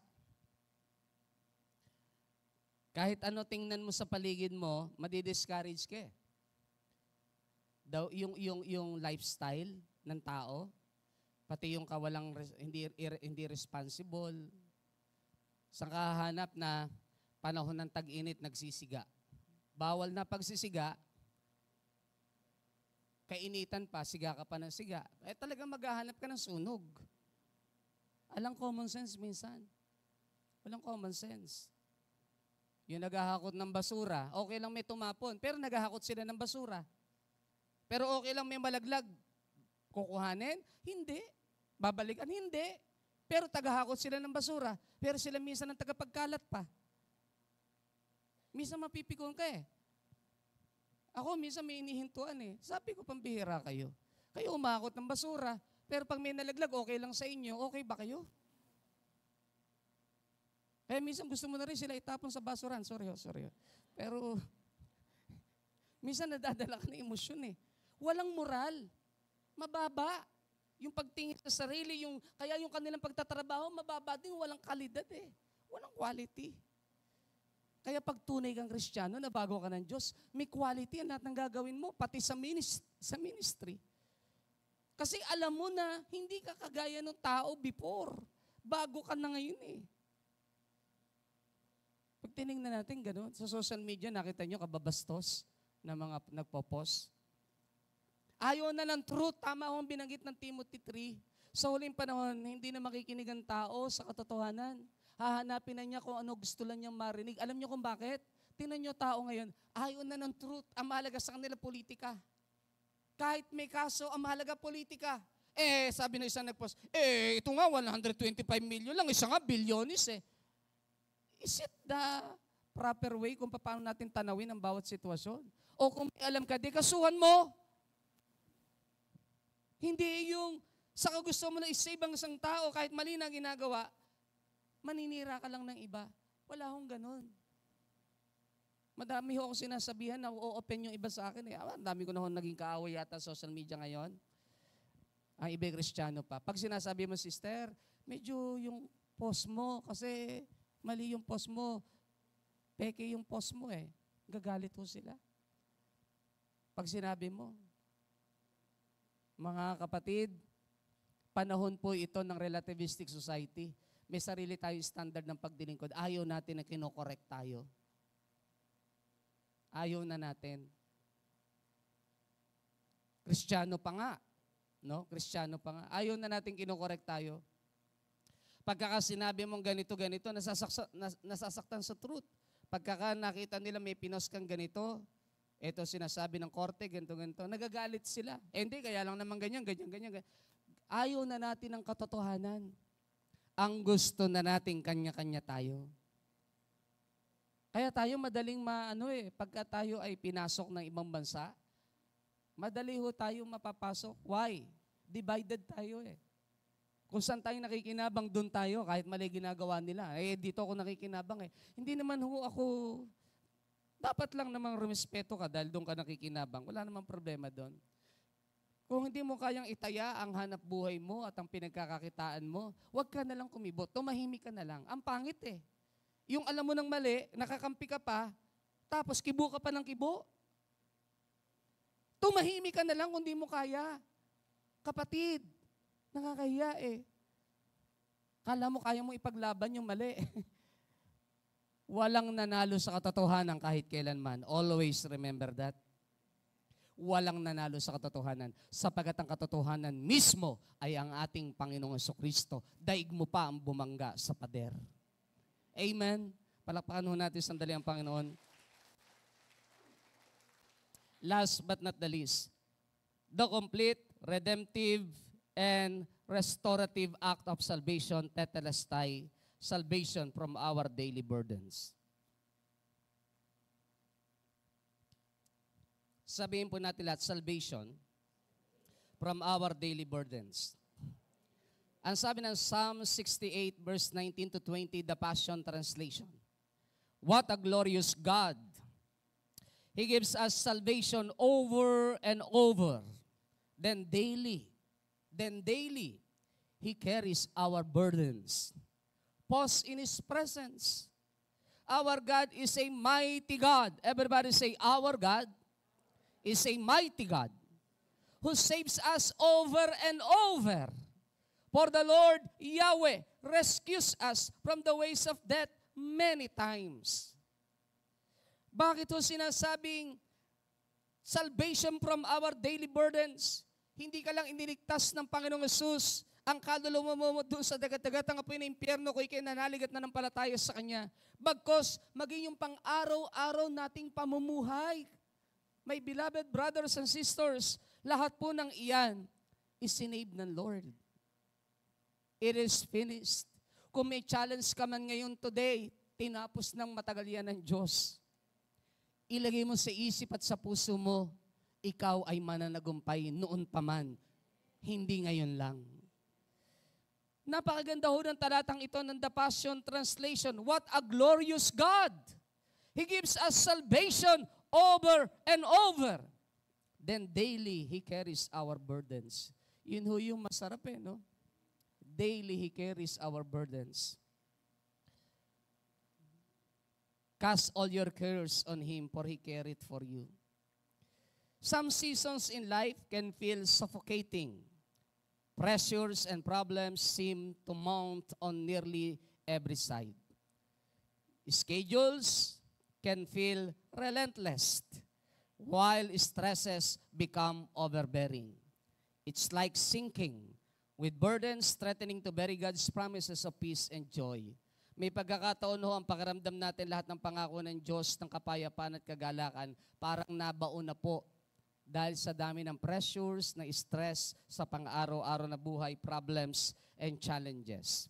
Ang ganda ho ng isinulat ng isang author, si Crystal Ward, nag-post po siya ng kanyang article noong March 31, 2025. Ang title ng kanyang article, it is about Grace Lives When Life Feels Heavy. tumataas daw po ang biyaya ng Diyos kapag mabigat na ho ang dinaramdam at nararanasan ng buhay ng bawat isa. Dalawang bagay ang kanyang binanggit doon, and I quote lang po. Surrendering to God in the midst of heavy struggles produces depth of character. Don't forget that. Kapag daw po tayo ay nagbibigay ng lahat-lahat sa Diyos, sa panahon tayo po yung napakaraming pagsubok, struggles ng buhay, iyan daw po ay nagbubunga ng malalim at magandang pag-uugali. Pangalawang binanggit niya, grace is immeasurable, fully available, and unfailing. Allow grace to lift you today. Pag binasa niyo yung buong article niya, parang ganito po ang sinasabi niya. Sa oras na ikay dumaraan sa matitinding pagsubok ng buhay mo, allow God, allow His grace to lift you today. Huwag ka mananangan sa sarili mong kakayanan. Ang ganda ho ng binanggit ng Psalm 68, no? Then daily He carries our burdens, pause in His presence. Naniniwala ho ba kayo na ang Diyos po mismo ang bumubuhat ng lahat ng ating mga bigatin at pasanin? Ang sarap ho nun, ano? Part yan ng salvation ng Diyos, holistic. Hindi lang yung kaluluwa mo, maging yung mga pang-araw-araw na buhay na binabata mo, pagsubok na binabata mo, kasama po yan sa iniligtas ng Diyos. Kung paano po ang tinatawag na kasalanang ginawa mo noong nakaraan, ginawa mo ngayon, ginagawa at gagawin pa sa prinsipyo ng forgiveness. Pinatawad na po ng Diyos ang lahat ng past sins, present, and future sins when we talk about atonement or forgiveness or atonement o pagbabayad sala. That's the principles. Hindi ibig sabihin na may license ang gumawa ng kasalanan. Ang point, kung ikay Kristiyano na nakagawa ng kamalian at lumapit sa Diyos, available ang pagpapatawad ng Diyos. Ganon din ho sa ating kaligtasan at pang-araw-araw na buhay. Kung paano iniligtas ng Diyos ang ating kaluluwa sa dagat-dagatang apoy ng impyerno, pati yung mga pangangailangan natin, pagsubok natin, kabigatan sa bawat araw, lahat po ng iyan, iniligtas na po tayo dyan ng Diyos. Baka lang makalimutan niyo po. Iniligtas na po tayo ng Diyos dyan sa lahat ng everyday troubles ng buhay. Ang ganda hong tingnan. What a glorious God. He gives us salvation over and over. Then daily He carries our burdens.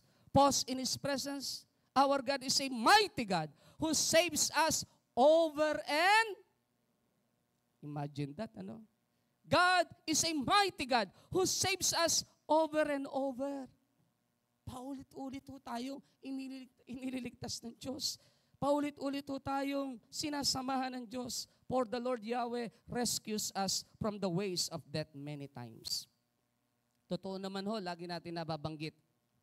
Siguro kung ipapakita ng Diyos sa kabilang buhay, ang buhay natin sa mundo, ang dami na ho siguro nating kapahamakan. But glory to God, narito pa rin ho tayo, buhay na buhay sa biyaya ng Panginoon. Amen? Palakpakan niya ho natin sandali ang Panginoon. Ilang takeaways lang ho natin before I end. Jesus' mission on earth was complete of its fulfillment of the Scriptures. Natapos ni Jesucristo, naganap niya ang lahat ng nasulat sa banal na kasulatan. Tinapos at natapos ng Panginoon Jesus. Tetelestai is not only a cry of fulfillment but also a cry of holistic triumph. Take note the word. A cry of holistic triumph. And last, the complete redemptive and restorative act of salvation was already finished. Tapos na po, church. Tapos na po. Tetelestai. Consummatum est. It is finished. So lahat ng laban natin ngayon, tama yung John 16:33, naalala ko lang ho eh. Jesus said, you have a great tribulations in this world, but be in glad, because I have overcome the world. Be in glad. Magala kayo. Alam niyo ho, may nag-message sa akin ng ganito eh. Sabi niya, Pastor, alam niyo naman pong sa panahong ganitong sitwasyon, alam niyo hong diyan kumikilos ang Diyos. Totoo po yun. Alam natin lahat yun. Sa panahong biglang may matinding challenge sa buhay, don't worry. Bagamat we have to evaluate ourselves, dapat lang. But on the other side of the coin, yun ho yung pinaka-paborito ng Diyos na pagkilos at paggalaw.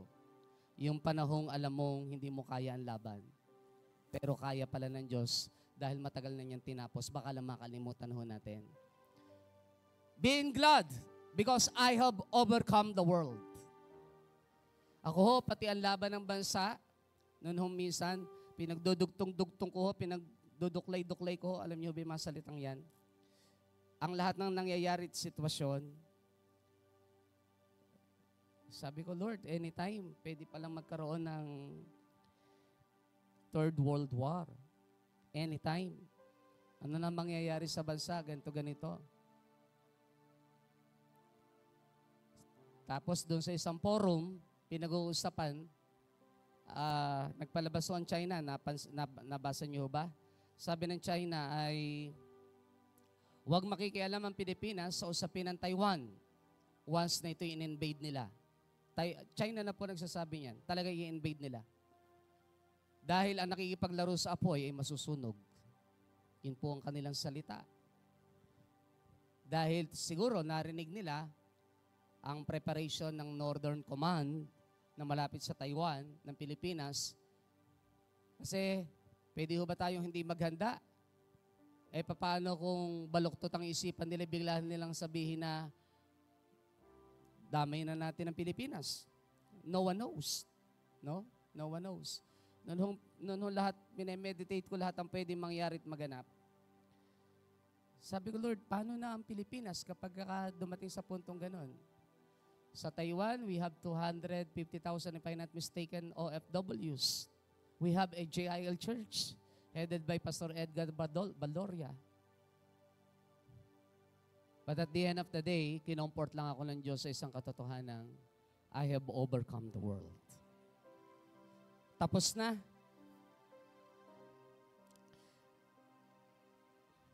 Baka lang makalimutan. It is finished. It is finished. At kung darating tayo sa punto na aabutan talaga natin ng Third World War, bagamat ang faith natin ay hindi, pati the big one, huwag natin kakalimutan tinapos na ng Panginoon. Ano mang hirap ang pwedeng danasin natin, bagamat ako ho ay noong isang araw humingi ng tawad sa Diyos kasi umiral ho yung aking galit sa lahat ng mga kumonsinti sa China, nagpapasok ng barko ng China, sa lahat ng mga nakipagsabuatan sa China, sa isang probinsya natin nakipagsabuatan sa China. Nakakasama ho ng loob lahat yun eh. Pilipino ho kasi ko. Kristiyano ka pa. Nakasama ng loob lahat yun. Hindi inisip na isang araw, kumusta ka ba Pilipino kapag nakipagsabuatan ka sa kalaban mong bansa? Sa palagay nyo, ang isang bansang gustong sakupin ng Pilipinas may magandang motibo o plano sa iyo para sabihing maipagsabuatan ka? Betrayal.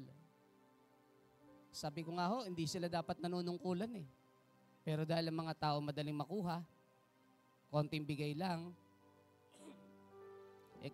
konting, kunwari tagapagtanggol, pero ginagamit lang ang taong bayan. But at the end of the day, isa pa rin ang katotohanan. It is finished. We don't have to be, nothing to be afraid, nothing to be worried about. Because I believe God is in control of everything.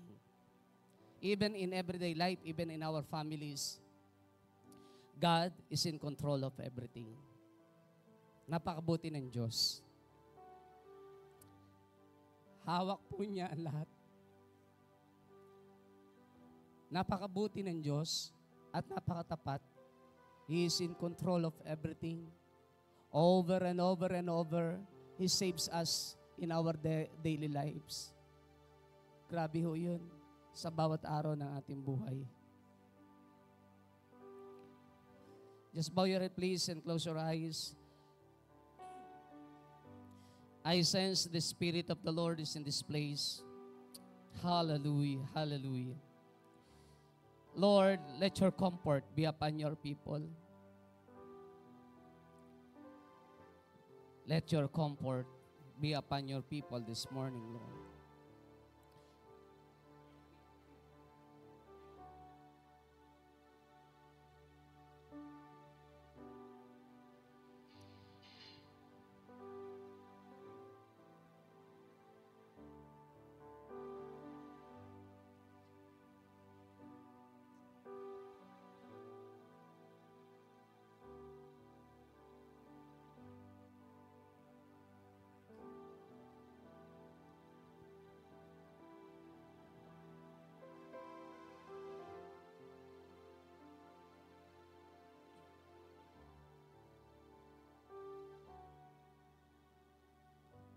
You are Lord of heaven and Lord of earth.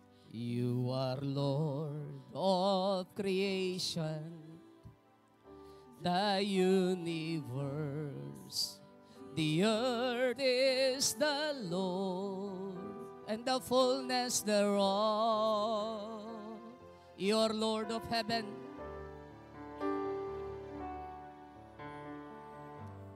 You are Lord of heaven and Lord of earth. You are Lord of creation, the universe. The earth is the Lord and the fullness thereof. Your mercy is without end. Your mercy is without end. Your power is without measure. Your holiness establishes your throne. Your mercy is without end.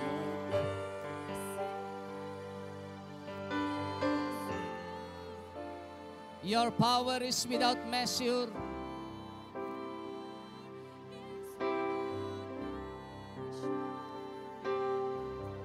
And holiness establishes your throne. You are Lord of heaven.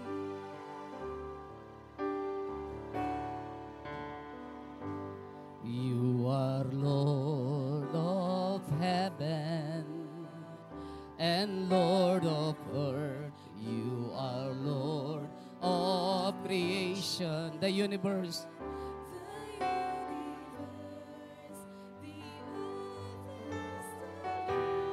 And the fullness.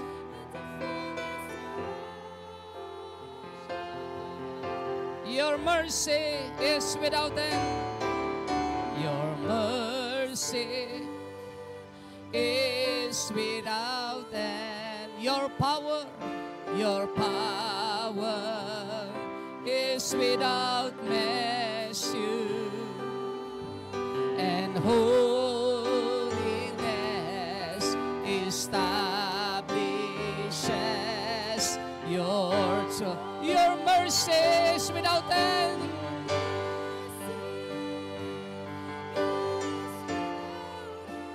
Sakarakaya barabakandarakaya.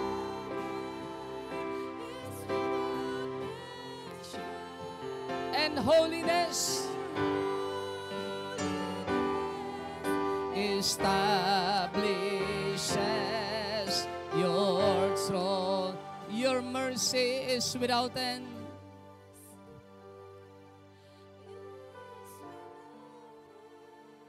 Your power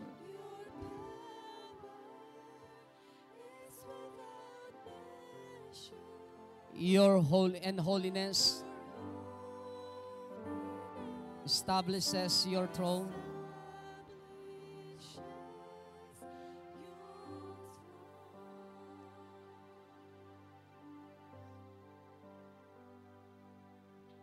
And Lord, we want to lift your name on high. And Lord, we want to thank you for the works you've done in our lives. And Lord, we trust in your unfailing love. For you alone are God eternal, throughout earth and heavens above. And Lord, we want to lift your name. Lord, we want to lift your name on high. And Lord, we want to thank you for the works you've done in our lives. And Lord, we trust in your unfailing love. For you alone are God eternal, throughout earth and heavens above. And Lord, we want to lift your name on high. And Lord, we want to thank you for the works you've done in our lives. And Lord, we trust in your unfailing love. For you alone are God eternal, throughout earth and heavens above. And Lord, we want to love your name. Lord, we want to live your name on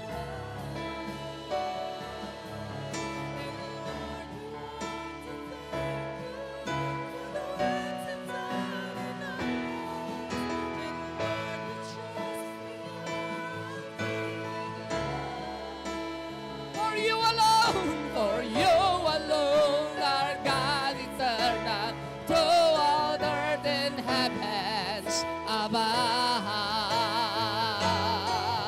And Lord, we want to lift your name on high. And Lord, we want to thank you for the works you've done in our lives. And Lord, we trust in your unfailing love. For you alone are God eternal. Oh, Sakaya Barabakadarakaya.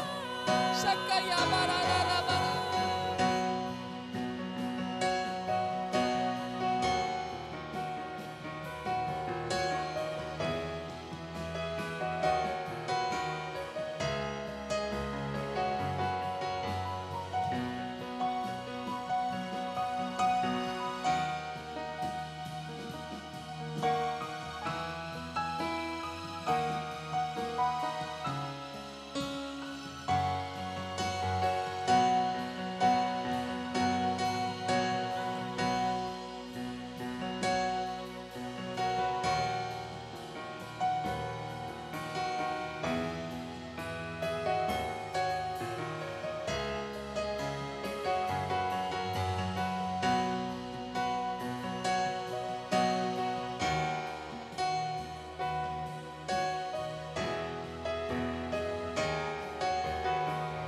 Sayaya Barabakandara Kaya Barabakanda. Oh, Sakaya Barabakanda.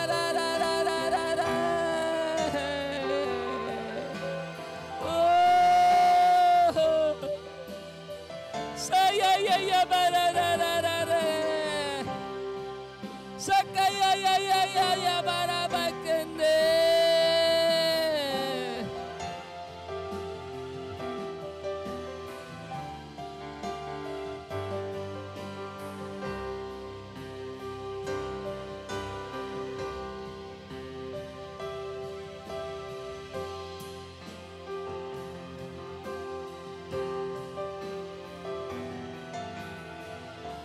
Sakaya Barabakanda.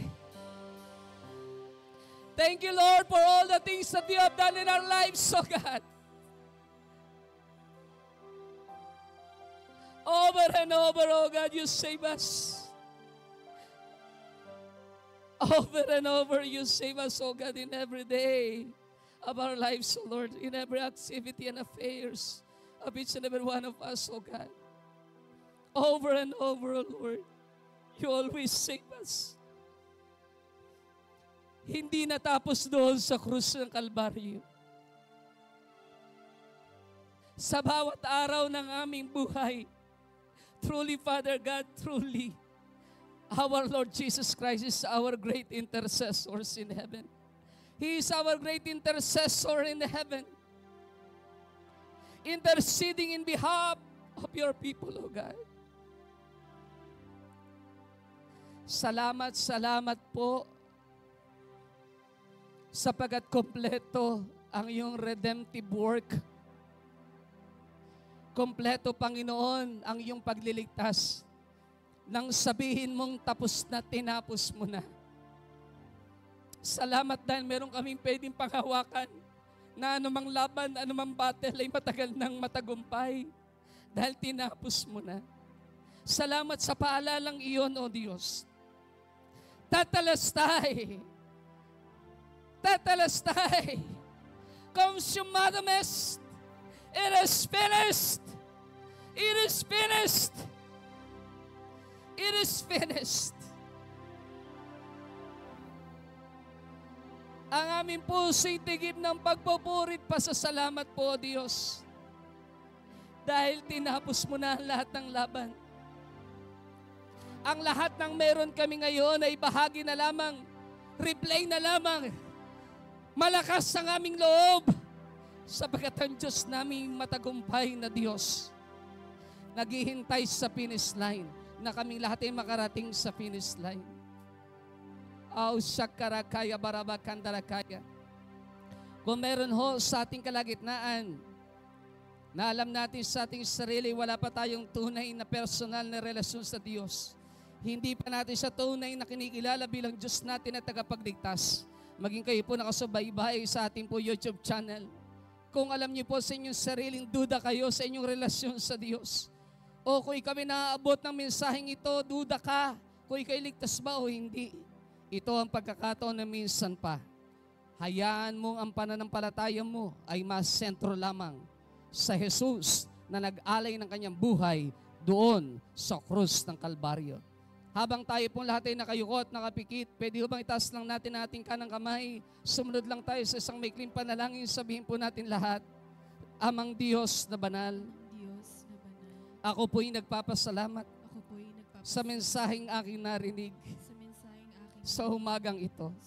Salamat sa paalala salamat na tinapos mo na na tinapos at sa oras po na ito, at sa oras po na ito, inilalapit ko sa iyo minsan pa nilalapit ko sa iyo minsan ang aking buhay. ang aking buhay. Inaamin ko po Inaamin ko po ang lahat ng aking mga kasalanan lahat ng aking mga kasalanan mula pa po sa aking pagkabata mula pa po sa aking pagkabata hanggang kasalukuyan. hanggang kasalukuyan. Kasalanang itinago ko, Kasalanang itinago ko, ikinubli ko, ikinubli ko, hindi alam ng marami. hindi alam ng marami. Sa isip, Sa isip, sa aking puso, sa aking puso, patawarin mo po ako. patawarin mo po ako. Minsan pa, Minsan pa, linisin linisin ng iyong dugong banal ng iyong dugo na natigis sa krus ng Kalbaryo. natigis sa krus ng Kalbaryo. Narito ang aking buhay, Narito ang aking buhay. linisin mong tunay, Linisin mo, dalisayin ang iyong dugo. dalisayin ang iyong dugo. Narito ang aking puso, Narito ang aking dito'y manahang kang tunay. dito'y manahan. Tinatanggap kita Tinatanggap bilang Diyos ko bilang at Diyos tagapagligtas at tagapagligtas ng aking buhay. ng aking buhay. Isulat mo ang aking pangalan Isulat mo sa aklat ng buhay sa langit sa aklat ng buhay upang ako'y magkaroon ng katiyakan upang ako'y magkaroon ng aking ng kaligtasan. ng aking kaligtasan. Salamat po, Salamat, Panginoong Hesus. Panginoong Jesus.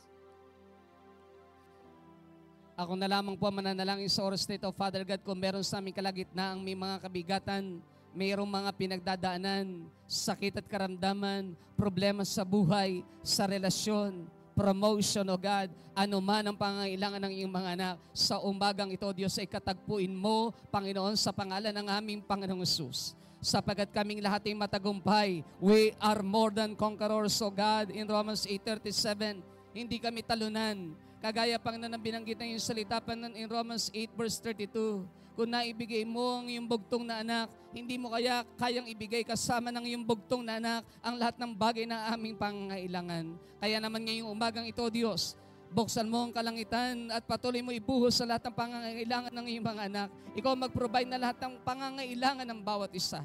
Financially, spiritually, physically, O God. Lord, continue, Panginoon, to pour out the benefits of the cross of Calvary, O God, right now in the name of Jesus. Lord, hayaan mo ang lahat ng benepisyo ng krus ng Kalbaryo ay maranasan ng buhay ng bawat isa po sa amin sa umagang ito, God. Salamat, salamat, salamat, salamat, salamat po, Diyos. Salamat sapagat may Diyos kaming tinapos na lahat ng bagay, kaya kaming lahat ay matagumpay na matagumpay. Pwede bang palakpakan natin sandali ang Panginoon? Praise God, praise God, praise God, praise God, praise God. Hallelujah. Oh, hallelujah, Jesus. And Lord, we want to lift your name on high.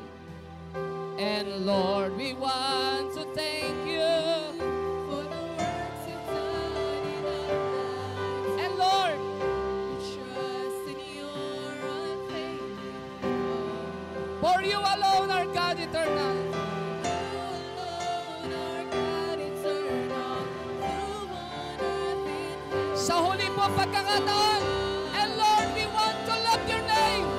And Lord, we want to lift your name on high.